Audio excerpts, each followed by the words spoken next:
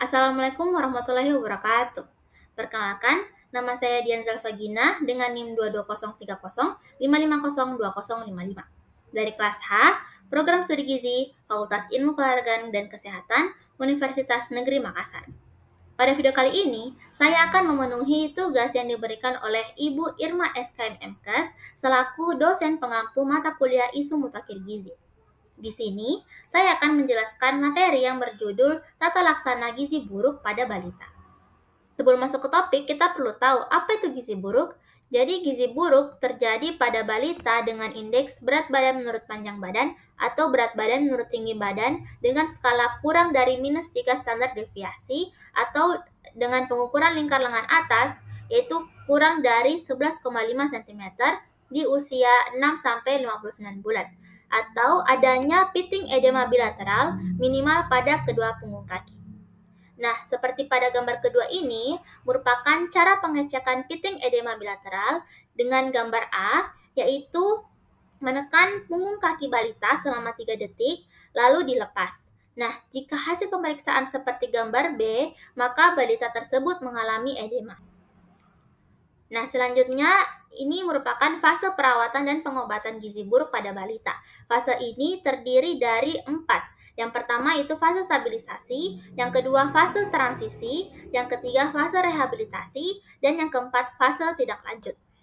Fase pertama yaitu fase stabilisasi merupakan fase awal perawatan yang umumnya berlangsung 1-2 hari, tetapi dapat berlanjut sampai 1 minggu sesuai dengan kondisi klinik anak. Nah, pemantauan dari fase stabilisasi ini yaitu mencatat tanda-tanda vital, tanda-tanda bahaya, derajat edema, asupan formula, frekuensi defeksi, konsistensi feses, volume urin, dan berat badan.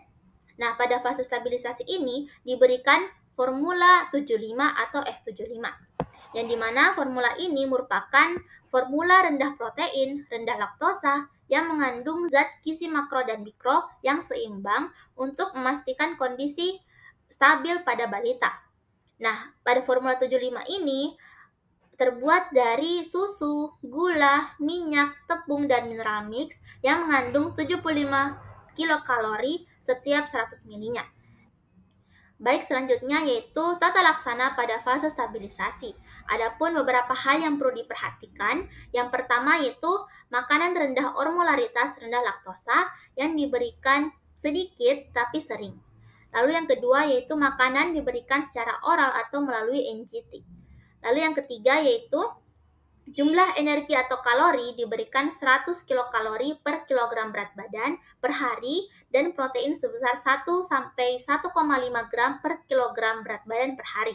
Lalu yang keempat yaitu cairan diberikan 130 ml per kilogram berat badan per hari.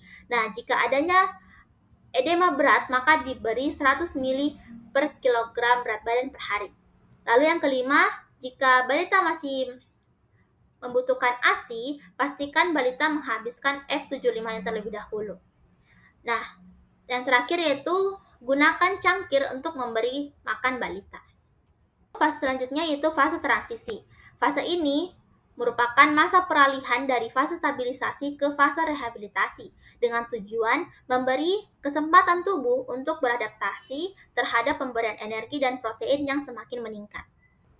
Pemantauan pada fase transisi ini sama seperti fase stabilisasi. Nah, pada fase transisi ini diberikan formula 100 atau F100, seperti halnya formula 75 yang terbuat dari susu, gula, minyak, tepung, dan mineral mix, tetapi formula 100 ini mengandung 100 kilokalori setiap 100 ml-nya. Selanjutnya yaitu tata laksana fase transisi. Adapun beberapa yang perlu diperhatikan. Yang pertama yaitu transisi dilakukan secara bertahap dari formula 75 ke formula 100 atau RUTF. Ini dilakukan selama 2-3 hari. Lalu yang kedua yaitu berikan formula tumbuh kejar seperti F100 atau RUTF. Selanjutnya yaitu setelah hari ketiga, bila menggunakan F100 maka dinaikkan sebanyak 10 ml per kali pemberian sampai balita tidak mampu menghabiskan atau tersisa sedikit. Nah, setelah transisi bertahap, frekuensi yang sering dengan jumlah kalori 150 sampai 220 kilokalori per kilogram berat badan per hari dan protein 4 sampai 6 gram per kilogram berat badan per hari. Baik, selanjutnya yaitu fase rehabilitasi. Fase ini dapat diberikan di layanan rawat jalan maupun rawat inap. Pemberian energi pada fase rehabilitasi ini diberikan sebesar 150 sampai 220 kilokalori per kilogram berat badan per hari dalam bentuk F100 atau RUTF. Nah, pemberian ini diberikan secara bertahap dan ditambahkan juga makanan yang sesuai dengan berat badan.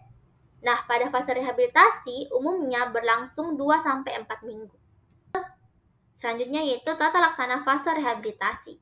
Adapun beberapa yang perlu diperhatikan. Yang pertama itu kebutuhan zat gizi, energi, dan kalori diberikan sebesar 150 sampai 220 kilokalori per kilogram berat badan per hari dan protein 4 sampai 6 gram per kilogram berat badan per hari.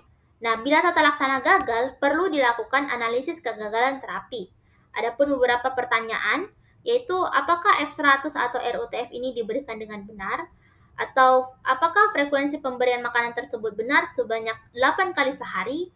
Apakah F100 atau RUTF yang diberikan dapat dihabiskan? Atau apakah anak ini sakit? Nah, selanjutnya yaitu fase tindak lanjut. Pada fase terakhir ini, perlu dilanjutkan pemberian makan untuk tumbuh kejar, serta pemberian makanan keluarga dan pemberian makanan tambahan pemulihan atau PMTP. Nah, kriteria sembuh dari gizi buruk itu apabila berat badan menurut tinggi badan atau berat badan menurut panjang badannya itu lebih dari minus 2 standar deviasi dan lingkar lengan atasnya itu lebih dari 12,5 cm serta tidak adanya pitting edema bilateral. Nah, selanjutnya yaitu langkah-langkah tata laksana gizi buruk pada balita di layanan rawat jalan. Di tata laksana ini ada 10 langkah. Nah, langkah yang pertama yaitu mencegah dan mengatasi hipoglikemia. Semua balita gizi buruk beresiko mengalami hipoglikemia atau kadar gula darahnya itu kurang dari 3 milimol per liter atau kurang dari 54 mg per desiliter. Nah, jika fasilitas setempat tidak memungkinkan untuk memeriksa kadar gula darah, maka semua anak gizi buruk dianggap menderita hipoglikemia dan segera ditangani dengan memberikan 50 ml larutan glukosa 10% atau setara 1 sendok teh munjung gula pasir dalam 50 ml air secara oral. Nah, pada langkah pertama ini merupakan fase stabilisasi pada hari pertama sampai menuju ke fase transisi. Atau suhu aksilar yang kurang dari 36 derajat Celcius sering ditemukan pada balita gizi buruk, dan jika ditemukan bersama hipoglikemia dapat menandakan adanya infeksi berat. Nah, cadangan energi anak gizi buruk sangat terbatas, sehingga tidak mampu memproduksi panas untuk mempertahankan suhu tubuhnya. Nah, cara mencegah dan mengatasi hipotermia yaitu dengan menghangatkan tubuh balita. Langkah yang ketiga yaitu mencegah dan mengatasi dehidrasi. Diagnosis dan derajat dehidrasi pada balita gizi buruk sulit ditegakkan secara akurat dengan tanda atau gejala klinis saja. Nah, semua balita gizi buruk dengan diare atau penurunan jumlah urin dianggap mengalami dehidrasi. Nah, pada dehidrasi ringan atau sedang, tetap diupayakan memberikan terapi rehidrasi oral.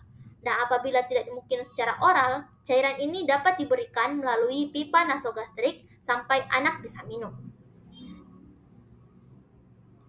Nah, pada langkah ketiga ini merupakan fase stabilisasi dan menuju ke fase transisi. Langkah keempat yaitu memperbaiki gangguan keseimbangan elektrolit. Nah, pada anak gizi buruk terjadi gangguan keseimbangan cairan, elektrolit maupun mineral. Nah, untuk mengatasi gangguan keseimbangan ini, diberikan mineral mix yang ditambahkan ke dalam formula WHO atau formula 75, formula 100, dan Resomat. Selanjutnya, langkah kelima yaitu mengobati infeksi. Balita gizi buruk seringkali menderita berbagai jenis infeksi, namun sering tidak ditemukan tanda atau gejala infeksi bakteri, seperti demam.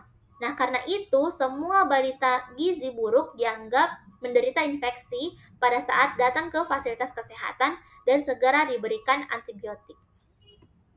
Nah, pada fase Nah, pada langkah kelima ini, itu dimulai dari fase stabilisasi hingga fase tindak lanjut dan sampai anak menjadi pulih. Lalu langkah ketujuh yaitu memberikan makanan untuk fase stabilisasi dan transisi. Nah, pada langkah ketujuh ini diberikan untuk anak gizi buruk di layanan rawat inap. Selanjutnya, langkah ke-8 yaitu memberikan makanan untuk tumbuh kejar. Seperti yang saya jelaskan tadi, pada fase rehabilitasi terjadi replesi pemulihan jaringan tubuh, sehingga diperlukan energi dan protein yang cukup. Nah, energi yang diberikan yaitu 150-220 kilokalori per kilogram berat badan per hari, dan protein sebesar 4-6 gram per kilogram berat badan per hari. Gizi yang diberikan dapat berupa F100 atau RUTF yang secara bertahap dan ditambahkan dengan makanan padat gizi. Langkah ke-9 yaitu memberikan stimulasi untuk tumbuh kembang.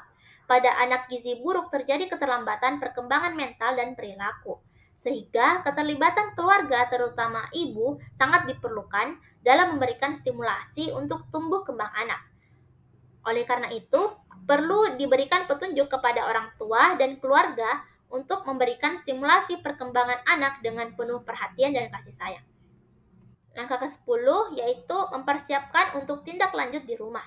Persiapan untuk tindak lanjut di rumah dapat dilakukan sejak anak dirawat inap, misalnya melibatkan ibu dalam kegiatan merawat anaknya.